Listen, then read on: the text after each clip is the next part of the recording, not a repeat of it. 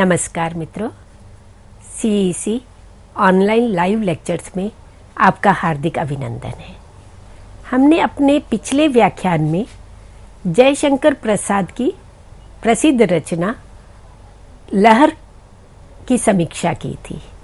लहर के अंतर्गत जो 33 कविताएं संकलित हैं, उन कविताओं का क्या विषय है, किस विषयों को प्रेम को आधार बनाकर, प्रकृति को आधार बनाकर या रहस्यवादी, विचारात्मक, आध्यात्मिक, दार्शनिक आदि विभिन्न विषयों को आधार बनाकर लहर की रचना हुई है।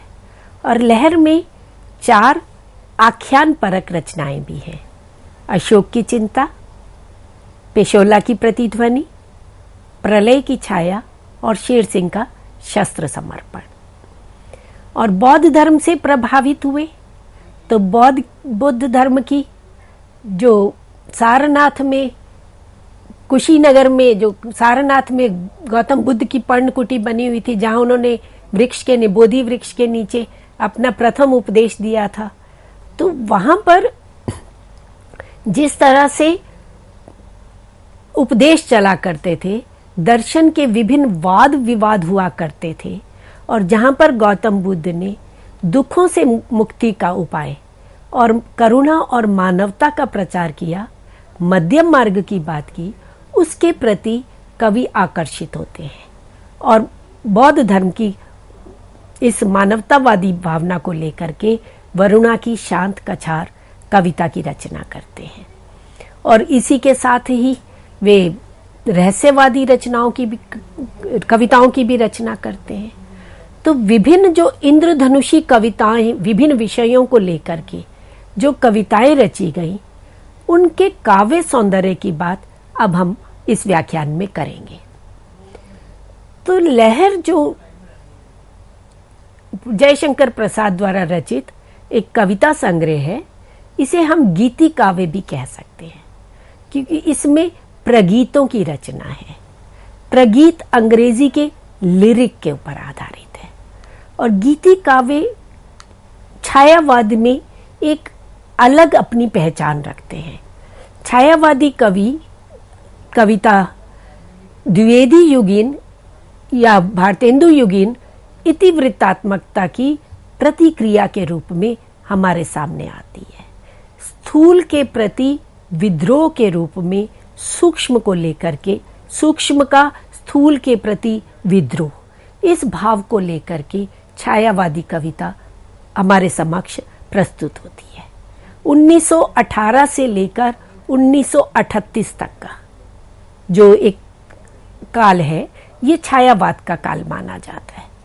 और इस काल में भाषा की परिष्कृति पर, कविता के अभिव्यंजना शिल्प पर बहुत अधिक ध्यान दिया गया।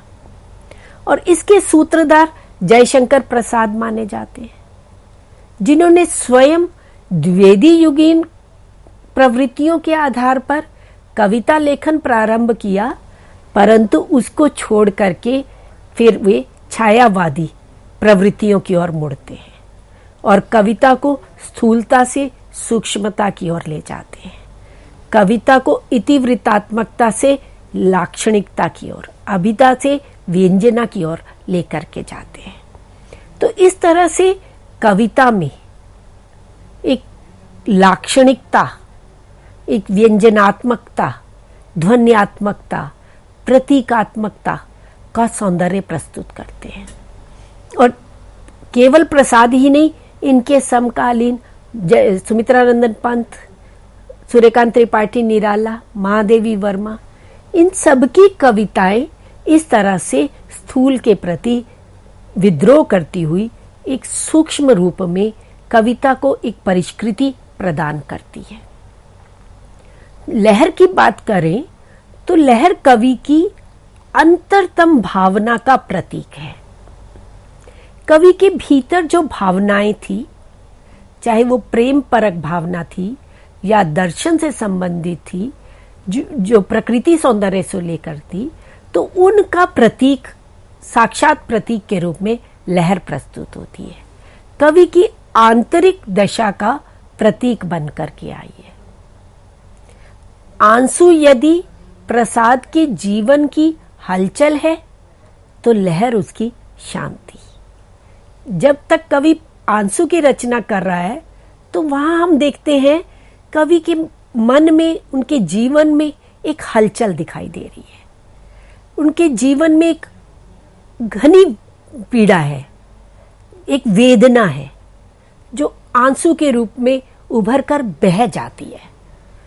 जैसे हम रो देते हैं तो उसके बाद हम अपने आप में बड़ा हल्कापन महसूस करते हैं, तो वही स्थिति कवि की दिखाई देती है। आंसू में वो अपनी सारी वेदना प्रकट कर देता है और उसके बाद लहर में तक आते आते वो एक असीम शांति का अनुभव करता है और वह शांति उनके गीतों में भी दिखाई देती है। और लहर एक सफल गीति काव्य है। गीति काव्य के लिए जिस उच्छ्वास, विकलता, भावात्मक अन्विति, संक्षिप्तता, गेयता, वैयक्तिकता की आवश्यकता होती है, वे सभी गुण लहर में विद्यमान हैं। कि लहर में एक भाव परकता, एक आत्मिकता का भाव, वैयक्तिकता का भाव दिखाई देता है। हम उनके गीत देखते हैं तो संक्षिप्त गीत है, छोटे गीत है, 10-12 पंक्तियों के गीत है, कोई तो 4-5 पंक्ति का ही गीत है, तो संक्षिप्तता भी है। और प्रत्येक गीत में गेयता का गुण भी है। उसके अंदर एक आंतरिक अन्विति, एक आंतरिक लय विद्यमान है और वो गाए जाते हैं। वैयक्तिकता है हर गीत में। तो जो गीति काव्य के गुण बताए गए, वे सारे गुण हमें लहर में दिखाई देते हैं। प्रत्येक गीत में एक भावना घनीभूत है जो कवि की मनोदशा को व्यक्त करती है। चाहे हम बीती हुई भावरी को देखें, मेरी आंखों का बचपन देखें, उठ उठ री लघु लोल लहर देखें, या ले चल मुझे भुलावा देकर मेरे न... किसी भी गीत को उठाकर देख लीजिए, वे कवि की मनोदशा को व्यक्त करती हुई प्रतीत होती है। और जयशंकर प्रसाद एक कुशल शब्द शिल्पी के रूप में हमारे सामने आते हैं। सांकेतिक भाषा में सार्थक रूपकों के द्वारा वे करुणा गाथा की सर्जना करते हैं। अधिकांश गीत करुणा से युक्त है, वो करुणा का प्रसार कर रहे हैं, प्रेम का प्रसार कर रहे हैं और सांकेतिक भाषा में प्रस्तुत कर रहे हैं। सूक्ष्म दृष्टि से एक गहराई में प्रस्तुत करते हैं। पूरी रूपक योजना एक रूपक प्रस्तुत करते हुए करते हैं। लहर के गीतों में विविध विषयों की अभिनव और आकर्षक भंगिमा के साथ प्रस्तुति हुई है। प्रत्येक गीत में एक वैविध्य है, एक आकर्षक भाव भंगिमा है। हर गीत अपने एक अलग पहचान लिए हुए हैं। और इनकी भाषा की अगर हम बात करें तो भाषा भाव के अनुकूल, सरस, प्रभावशाली, कोमल और प्रांजल है। प्रसाद जी की भाषा विषय के अनुरूप, भाव के अनुरूप, कभी क्षिप्र गति से, कभी मंद गति से, एक बहती हुई एक प्रवाह को लिए हुए चलती चली जाती है और पाठक भी उस प्रवाह के साथ, उस भाव भंगिमा के साथ बहता चला जाता है। तो भाषा में एक प्रांजलता है, एक संस्कृत निष्ठता है, चलताऊ भाषा नहीं है। क्योंकि जो द्विवेदी युग की भाषा थी वहां विषय पर अधिक महत्व था, भाषा की परिष्कृति पर, भाषा के निखार पर बल नहीं था। पर छायावादी कविता भाषा की परिष्कृति पर, उसकी प्रांजलता पर विशेष ध्यान देती है और ये छायावादी कविता की पहचान रही है। तो छायावादी काव्य की प्रवृत्तियों के अनुरूप सूक्ष्म भावों की अभिव्यक्ति के लिए प्रसाद लक्षणा और व्यंजना शब्द शक्तियों का प्रयोग करते हैं। इससे पूर्व हम देखते हैं द्विवेदी युग में अभिधा परक काव्य है। अभिधा उत्तम काव्य माना गया क्योंकि वहां संदेश देना प्रमुख था। समाज में जागृति लाना, समाज को एक संदेश देना प्रमुख था। क्योंकि भाषा की दृष्टि से भाषा अभी हिंदी भाषा तो अपने शैशव में थी, अभी उसमें तो कविता लेखन प्रारंभ हो रहा था, पर छायावाद तक आते आते भाषा प्रौढ़ता को प्राप्त करती है, एक साहित्यिक परिष्कृत रूप को प्राप्त करती है, और कवि भी फिर अभिधा को छोड़ करके लाक्षणिकता की ओर, व्यंजनात्मकता की ओर बढ़ता है। तो प्रसाद की कविताओं में हमें लक्षणा और व्यंजना का प्रयोग पर्याप्त मात्रा में मिलता है। जैसे लहर की कविता का एक उदाहरण देखें, रूढ़ी लक्षणा का उदाहरण है, ऊंचा आज मगध शिर। यहाँ मगध में रूढ़ी लक्षणा का प्रयोग है। ऐसे ही सो रहा है पंचनंद आज इसी शोक में, तो पंचनद तो नहीं सो रहा, पर रूढ़ी लक्षणा है यहाँ पर। इसी तरह से उपादान लक्षणा का प्रयोग करते हैं, सैकड़ों ही वृश्चिकों का डंक लगा एक साथ, तो यहाँ उपादान लक्षणा का प्रयोग है।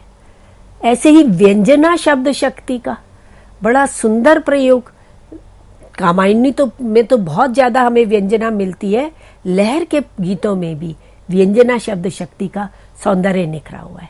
जैसे ये पंक्तियां देखिए, जीवन रजनी का अमल इंदु, न मिला स्वाति का एक बिंदु, जो हृदय सीप में मोती बन पूरा कर देता लक्ष्यहार। जीवन रजनी का, तो ये जीवन रूपी जो रजनी है, जीवन की रात्रि है, इसमें अमल निर्मल स्वच्छ चंद्रमा का, और चंद्रमा तो छोड़ो, स्वाति की नक्षत्र की एक बिंदु तक, मतलब सुख का एक कण तक नहीं मिला, जो हृदय में सीप में मोती बनकर पूरा कर देता लक्ष्यहार। तो ये व्यंजना है जीवन में सुखों को लेकर के, समृद्धि को लेकर के। तो इस तरह से प्रसाद लहर में लक्षणा शब्द शक्ति का और व्यंजना शब्द शक्ति का भी प्रयोग करते हैं। उन्होंने अपनी कविताओं में ध्वन्यात्मक शब्दों का बहुत प्रयोग किया है। खग कुल कुल कुल सा बोल रहा। अब यह कुल कुल शब्द जो है ये ध्वन्यात्मक सौंदर्य है। पक्षियों का जो समूह है, पहला कुल जो है पक्षियों के समूह के लिए, उनके वंश के लिए आया, और दूसरा जो कुल कुल शब्द है ये पक्षियों की आवाज के लिए, जिसे आज हम चहचहाना कह देते हैं। तो वो पक्षियों की जो प्रातः काल का समय है, प्रभात हो गया है, उषा नागरी घड़ा भरकर अपन घट से ले आई है, तो वहां पर पक्षी जो है वो सूर्योदय होने पर चहचहा रहे हैं, तो उसके लिए कहते हैं खग कुल कुल कुल सा बोल रहा।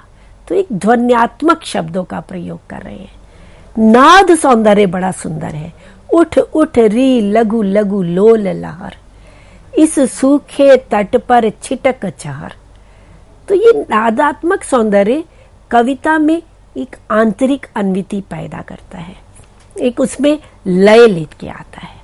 तो इस तरह से प्रसाद जी केवल शब्द शक्तियों की ही दृष्टि से नहीं, उसमें व्यंजना और अभिलक्षणा शब्द शक्ति से भी सौंदर्य उत्पन्न करते हैं। प्रसाद का शब्द चयन विषय के अनुरूप मधुमय, कोमल, संगीतमय, श्रुति मधुर और काव्यात्मक है। वे शब्दों का बड़ा सोच समझ करके चयन करते हैं। अगर प्रेम का संदर्भ है तो वहां उनकी पदावली बड़ी कोमल कांत रहती है। वहां वो शब्द ऐसे शब्दों का प्रयोग करते हैं कि जिससे जो श्रुति मधुर है, सुनने में भी कानों को अच्छे लगते हैं, और जिनको सुनते ही एक संगीतात्मकता, एक मधुमयता का भाव जागृत होता है। और कोमलकांत पदावली का प्रयोग करते हैं। अक्षर मैत्री पर उनका विशेष ध्यान रहता है, और आंतरिक शब्द संगति तो दर्शनीय है। एक उदाहरण देखिए, केवल स्मृतिमय चांदनी रात, तारा कर्णों से पुलक गात, मधुपों मुकुलों के चले घात, आता है चुपके मलय बात। तो देखिए पूरा माधुर्य गुण है। एक प्रकृति के सौंदर्य का वर्णन है और उसमें शब्द चयन देखिए, एक एक शब्द, मधुप मुकुल शब्द देखिए, मलयवात देखिए। तो अक्षर मैत्री जो है, आंतरिक जो शब्द संगति है, वो यहाँ पर दृष्टव्य है, देखने योग्य है। इसी तरह से प्रसाद ने अलंकारों का प्रयोग भी सहज स्वाभाविक रूप से किया है। इससे पूर्व रीतिकालीन कविता, ये भी प्रेम और श्रृंगार की कविता रही, सौंदर्य का वर्णन वहां भी रहा, परंतु वहां कवियों का ध्यान अपनी विद्वत्ता प्रदर्शन करने में, अपना पांडित्य प्रदर्शन करने में अधिक रहा। तो वहां अलंकारों का कृत्रिम प्रयोग मिलता है। केशव अलंकारों की एक झड़ी सी लगा देते हैं, परंतु प्रसाद कविता में अलंकारों का एक सहज और अकृत्रिम प्रयोग करते हैं।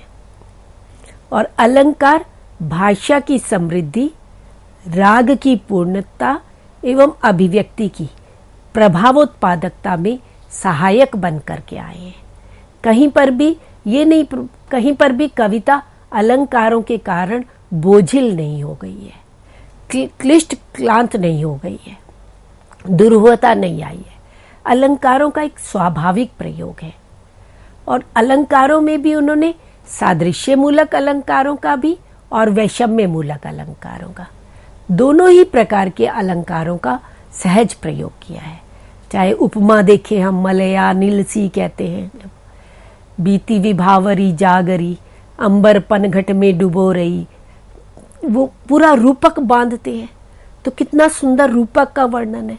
वैषम्य मूलक अलंकारों का, विरोधाभास अलंकार का प्रयोग करते हैं। विराग प्यार जब कहते हैं, अरि वरुणा की शांत कछार, तपस्वियों का विराग प्यार, वैषम्य मूलक विरोधाभास अलंकार का प्रयोग कर रहे हैं। और भारतीय परंपरा के अलंकारों का प्रयोग तो प्रसाद करते ही हैं, साथ ही उन्होंने पाश्चात्य अलंकारों का, विशेषण विपर्यय और मानवी कलर अलंकारों का भी सुष्ठु सुंदर प्रयोग किया है। उषा नागरी का मानवीकरण किया। उषा को एक नागरिक स्त्री के रूप में चित्रित करते हैं। जड़ को चेतन बना देना, ये मानवीकरण है।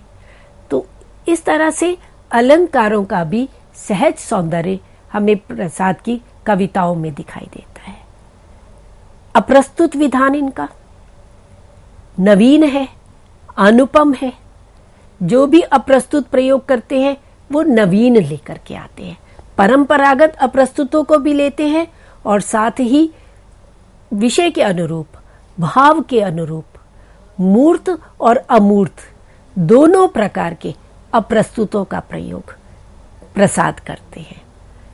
मूर्त भावों की प्रस्तुति तो आसान होती है, पर जो अमूर्त भाव है, जो हमारी भावनाएं हैं, उनको चित्रित करना, उनको प्रस्तुत करना, ये एक कुशल कवि की कौशल प्रतिभा का ही परिणाम होता है।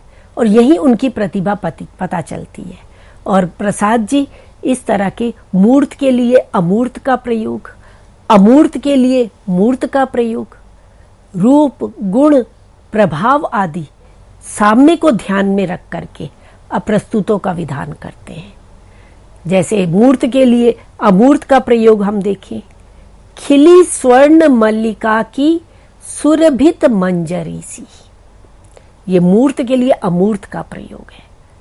ऐसे ही अमूर्त के लिए मूर्त का करुणा की नव अंगड़ाई सी, लहर को संबोधित कर रहे, लहर मूर्त है और करुणा अमूर्त है, तो करुणा की नवीन अंगड़ाई के समान उपमा भी है। अप्रस्तुत विधान नया है, नवीन है। और अमूर्त के लिए करुणा अमूर्त है और उसके लिए मूर्त लहर को ले रहे हैं।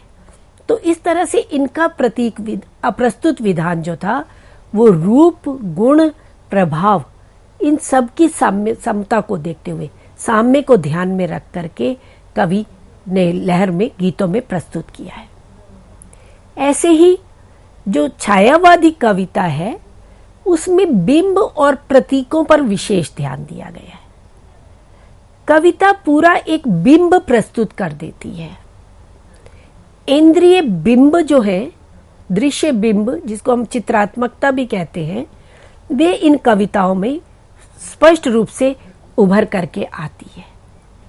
और बिंब जो है भावों को तीव्रता और मूर्तता प्रदान करने के लिए बड़े सहायक होते हैं और उनका बड़ा सटीक प्रयोग प्रसाद अपनी कविताओं में करते हैं।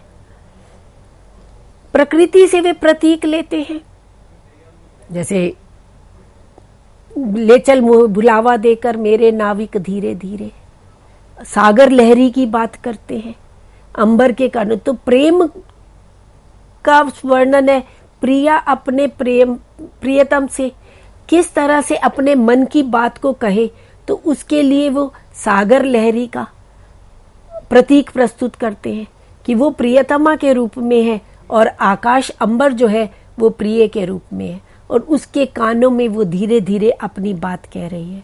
तो प्रकृति से प्रतीक लेते हैं, भावनाओं को प्रस्तुत करने के लिए लहरों को प्रतीक लेते हैं, यहां तक कि जन जागरण का संदेश देना है, क्योंकि वो समय कैसा था, देश की आजादी के लिए संघर्ष हो रहा था। 1933 में लहर की कविताएं प्रकाशित हुई हैं, कविता संग्रह प्रकाशित हुआ है, और उस समय स्वतंत्रता का संघर्ष अपने चरम पर था और समाज को जन जागृति देना, जन जागरण लाना उद्देश्य था। और वे जन जागरण का कार्य प्रकृति के प्रतीकों के माध्यम से करते हैं। बीती विभावरी जागरी, अब ये बीती विभावरी गुलामी की अंधेरी रात बीत चुकी है, अब वो निराशा का समय वातावरण बीत चुका है और उषा नागरी आई है, प्रभात आया है एक नवीन आशा का संदेश लेकर के और भारतवासियों को जगा रहे हैं। तो देखने में वो कविता प्रकृति सौंदर्य की लगती है, पर उसके माध्यम से वे समाज को संदेश देते हैं, एक जन जागृति देते हैं। इंद्रिय बिंबों का बड़ा ही सुंदर प्रयोग प्रसाद जी करते हैं और इस तरह से परंपरागत और नव्य अभिव्यक्ति कौशल का एक सुंदर समन्वय प्रसाद जी की काव्य भाषा में हमें देखने को मिलता है। जो परंपरा से अलंकार चले आ रहे थे, अब प्रस्तुत विधान चले आ रहे थे, उनको भी लेते हैं और नवीन अभिव्यक्ति कौशल भी है। तो एक दोनों का सुंदर समन्वय करते हुए आगे बढ़ते हैं। विषय और भाव के अनुकूल विविध शैलियों का प्रयोग करते हैं, वर्णनात्मक, भावात्मक, आलंकारिक, सूक्तिपरक, प्रतीकात्मक विभिन्न शैलियों में वे कविता की रचना करते हैं। अरिवरुणा की शांत कछार वर्णनात्मक है, लंबी कविताएं पेशोला की प्रतिध्वनि या प्रलय की छाया, अशोक की चिंता, ये सारी कविताएं आख्यान परक जो कविताएं हैं ये वर्णनात्मक कविताओं में आती हैं। इसी तरह से बीती विभावरी हम देखते हैं या ले चल भुलावा देकर देखते हैं, ये प्रतीकात्मक शैली में लिखी गई कविताएं हैं। भावात्मक कविताएं उनकी, अलंकारिक, तो अलग अलग विषय के अनुरूप, भाव के अनुरूप वे शैली परिवर्तित करते रहते हैं। विचारात्मक शैली को लेते हैं, आत्मपरक शैली प्रस्तुत करते हैं। मधुप गुनगुनाकर कह जाता, ये आत्मपरक शैली में प्रस्तुत है और उसी के अनुरूप वे माधुर्य और प्रसाद गुणों में भावों की अभिव्यक्ति करते हैं। शब्द चयन उसी के अनुरूप रहता है। तो इस तरह से छायावादी जो कविता की विशेषताएं हैं, छायावादी कविता में जो बिंबात्मकता, प्रतीकात्मकता, लाक्षणिकता, ध्वन्यात्मकता था, जिस तरह से अमूर्त भावों का मूर्तिकरण, ये जो विशेषताएं थी, वे सभी विशेषताएं हमें प्रसाद जी की इस लहर काव्य संग्रह में दिखाई देती है। इसके साथ ही प्रकृति की बात करें, छायावादी कवि प्रकृति के तो बहुत ही सुंदर वर्णन करते हैं। पंत तो प्रकृति के सुकुमार कवि कहे जाते हैं। चाहे प्रसाद हो, पंत हो, निराला हो, माँ देवी हो, सभी प्रकृति का वर्णन करते हैं। और प्रसाद जी ने भी प्रकृति के विविध पक्षों का बड़ी सजीवता से चित्रण किया है। प्रकृति का सौम्य सुंदर रूप भी लेते हैं और उसका विकृत भयानक दोनों ही स्वरूपों को वो प्रस्तुत करते हैं। कामायनी जो उनका एक कालजयी एक क्लासिक रचना है, महाकाव्य है, वहां प्रकृति के दोनों रूप दिखाई देते हैं। विकृत भयानक रूप भी मिलता है, सौम्य सुंदर रूप भी मिलता है। तो लहर में प्रकृति के विकृत भयानक रूप तो नहीं दिखते, पर उसमें सौम्य सुंदर रूप, प्रकृति की जो सरसता है, उसकी जो करुणा है, उसका जो प्रतिदान है, वो कण कण में दिखाई देता है। तो प्रकृति के माध्यम से मानवीय जीवन की उदात्त और व्यापक भूमि का चित्रण प्रसाद करते हैं। प्रकृति का अलंकारिक, मानवीकृत, उद्दीपक, प्रतीकात्मक रूप में चित्रण किया है। कभी वो प्रकृति का चित्रण मानवीय रूप में करते हैं, कभी प्रतीक रूप में करते हैं, कभी आलंबन रूप में भी प्रकृति आई है और उद्दीपन रूप में भी आई है। बीती विभावरी जागरी, अंबर पनघट में डुबो रही, तारा घट उषा नागरी। पूरा एक प्रतीकात्मक चित्रण है, पूरा एक रूपक आंखों के सामने प्रस्तुत हो गया। बिंब तो है ही, साथ में प्रकृति की प्रतीकात्मकता को भी वो वर्णित कर रहे हैं। तो इस तरह से उन्होंने प्रकृति का आलंबन रूप में जब वो चित्रण करते हैं तो वो कहते हैं, हे सागर संगम अरुण नील। उसमें जो सागर संगम अरुण नील है, वहां महागंभीर जलधि का, समुद्र में उससे मिलती हुई हिमशैल बालिका का, नदी किस तरह से समुद्र में जाकर के मिलती है, तो उसका आलंबन रूप में चित्रण कर रहे हैं, जहां व्यष्टि का समष्टि के साथ मिलन हो रहा है, व्यष्टि समष्टि से जाकर के एक रूप हो रही है। तो इस तरह से एक सफल गीति काव्य के रूप में हम लहर को देखते हैं। लहर का प्रत्येक प्रगीत भाषा की दृष्टि से, भाव की दृष्टि से, अभिव्यंजना कौशल शिल्प की दृष्टि से अनुपम है।